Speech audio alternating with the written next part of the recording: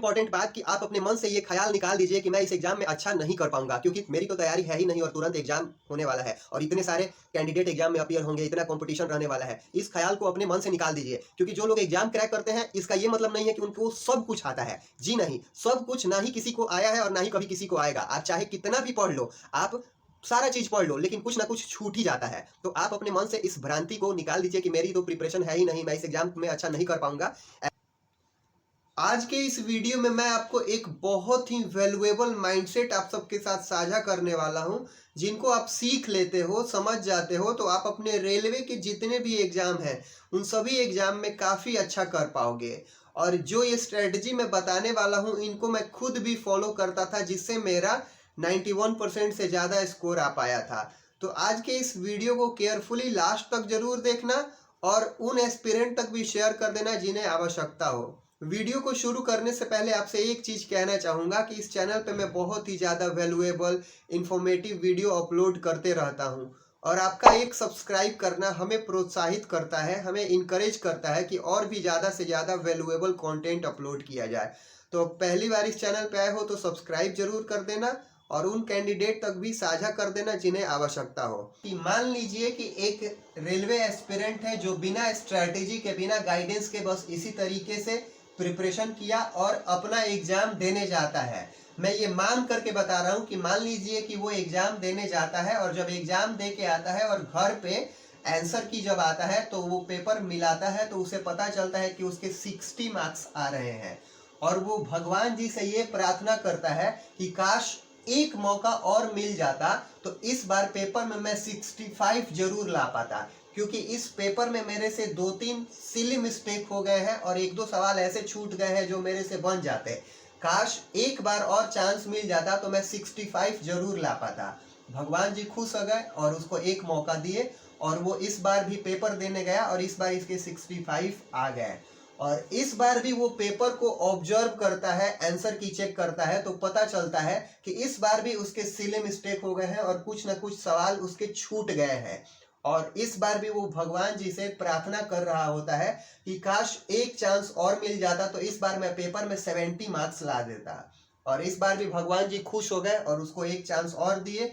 वो फिर पेपर देने गया और इस बार भी वो पेपर में 70 मार्क्स स्कोर कर लिया। लेकिन फिर जब वो आंसर की चेक किया और उसे पता चला तो उसे इस बार भी पेपर में कुछ सिली मिस्टेक हो गए और कुछ क्वेश्चन जो कि उसको बन जाते वो नहीं बन पाए। तो इस बार फिर वो भगवान जी से प्रार्थना करता है कि काश एक चांस और मिल जाता और इस बार मैं उन कमियों को ठीक कर लेता तो इस बार मेरा 75 मार्क्स आ जाता।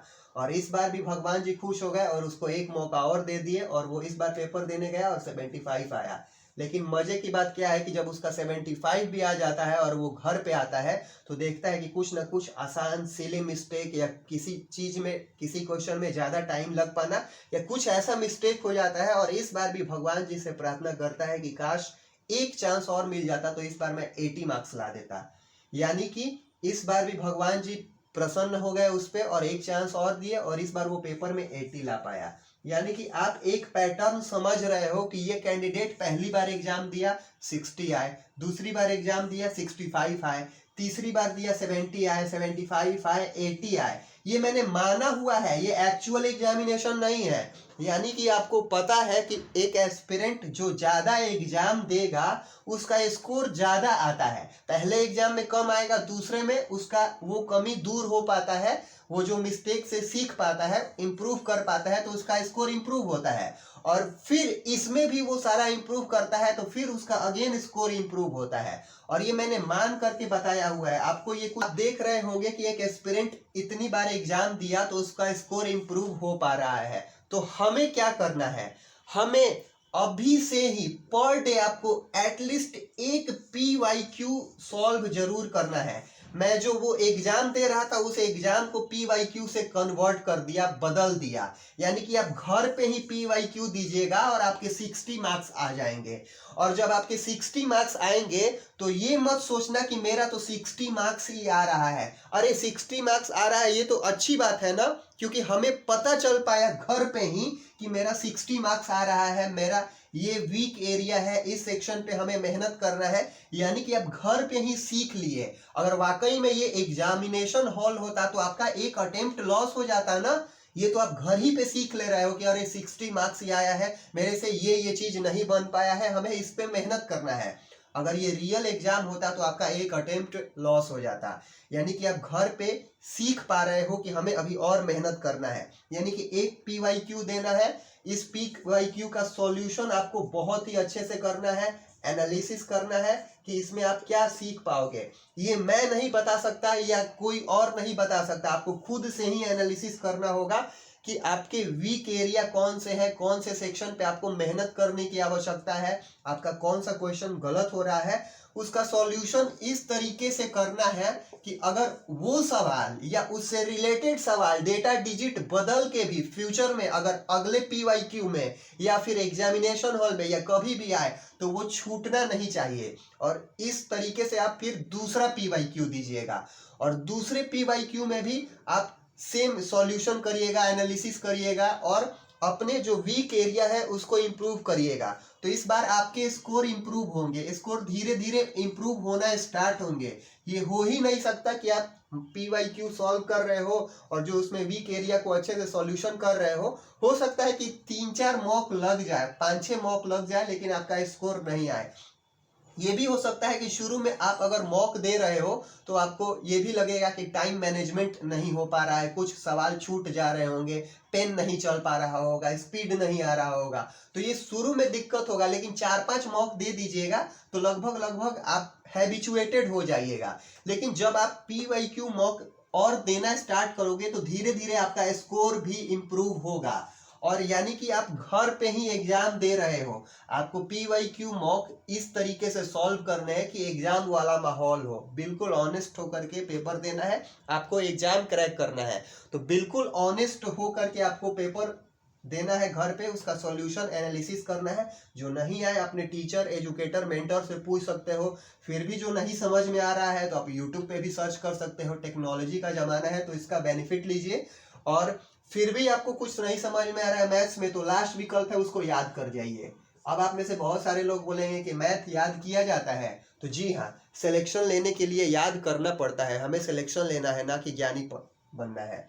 और एक चीज मैं आपको बता दूं कि आपने जो याद किया हुआ है अगर एग्जाम में वही सेम क्वेश्चन आ जाता है तो आपको वो याद है तो आप बना लीजिएगा, और जो जीनियस है, एक्सपर्ट है, वो भी बना लेगा। यानी कि आप उनके बराबर हो जाइएगा। यानी कि अगर वो क्वेश्चन एग्जाम में आ रहा है तो आपके लिए अच्छा है, और नहीं आ रहा है तो आपके लिए और अच्छा है, क्योंकि आपको तो आ ही नहीं रहा था। यानी कि हर सिचुएशन में आपका बेस्ट होना चाहिए, तभी जाके आप सिलेक्शन ले पाओगे। एक चीज मैं बता दूं कि मैं आरआरबी एनटीपीसी का एक एग्जांपल देके बता रहा हूं कि आरआरबी एनटीपीसी में 2019 में पिछले साल 133 शिफ्ट में पेपर हुए होंगे और सीबीटी 2 को भी इंक्लूड कर लिया जाएगा, तो लगभग मान के चलते हैं, मैं ये श्योर नहीं हूँ कितने शिफ्ट में हुआ था, लेकिन मैं मान के चलता हूँ कि टोटल 150 शिफ्ट के पेपर होंगे। ये मैं एनटीपीसी का बता रहा हूँ। आप एएलपी का प्रिपरेशन कर रहे हो तो एएलपी के हिसाब से सेट कर लेना, टेक्नीशियन का कर रहे हो तो टेक्नीशियन के हिसाब से सेट कर लेना।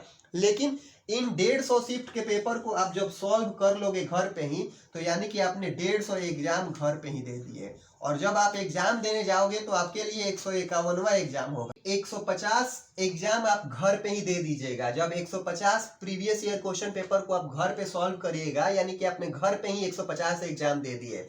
और जब आप एग्जामिनेशन हॉल में जाइएगा तो आपके लिए 151वां एग्जाम होगा। और एक ऐसा एस्पिरेंट जिसने प्रीवियस ईयर क्वेश्चन पेपर नहीं सॉल्व किया हुआ है उसके लिए पहला एग्जाम होगा। तो अब बताइए कि जीतने की प्रोबेबिलिटी किसकी है, पहला एग्जाम देने वाला का या फिर 151वां एग्जाम देने वाला का। जाहिर सी बात है कि जो 151 एग्जाम दे रहा है वही जीतेगा। तो आपको previous year question paper solve करना है, previous year question paper solve करना है इसलिए क्योंकि प्रीवियस ईयर क्वेश्चन पेपर में सभी मिक्स सवाल होंगे, उनमें रीजनिंग के, मैथ्स के, जीके के, करंट अफेयर का तो नहीं हो पाएगा प्रीवियस ईयर क्वेश्चन पेपर से, उसके लिए अलग से पढ़ना होगा, इसके लिए मैं एक अलग से वीडियो बना दूंगा। लेकिन आप प्रीवियस ईयर क्वेश्चन पेपर से मिक्स पढ़ पाओगे, यानी कि हर चैप्टर के सवाल आपके दिमाग से होके गुजरेंगे और आप उनको सॉल्व कर लीजिएगा।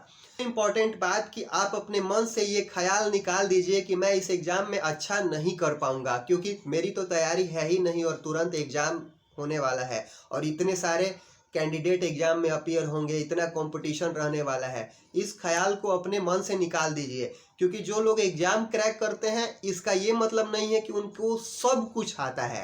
जी नहीं, सब कुछ ना ही किसी को आया है और ना ही कभी किसी को आएगा। आप चाहे कितना भी पढ़ लो, आप सारा चीज पढ़ लो, लेकिन कुछ ना कुछ छूट ही जाता है। तो आप अपने मन से इस भ्रांति को निकाल दीजिए कि मेरी तो प्रिपरेशन है ही नहीं, मैं इस एग्जाम में अच्छा नहीं कर पाऊंगा। ऐसा सोचोगे तो आप खुद को डिमोटिवेटेड फील करोगे, आपका विल पावर डाउन हो जाएगा और एक ऐसा एस्पिरेंट जो ऑलरेडी डिमोटिवेटेड है, उसका विल पावर डाउन है, वो क्या ही एग्जाम में अच्छा कर लेगा।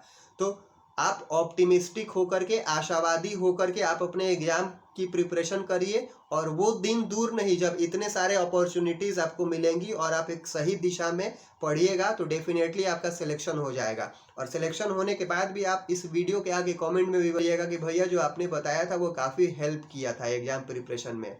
तो आप मन लगा के प्रिपरेशन करते रहे और वो दिन दूर नहीं जब आप भी सेलेक्ट हो पाओगे। मिलते हैं अगले वीडियो में।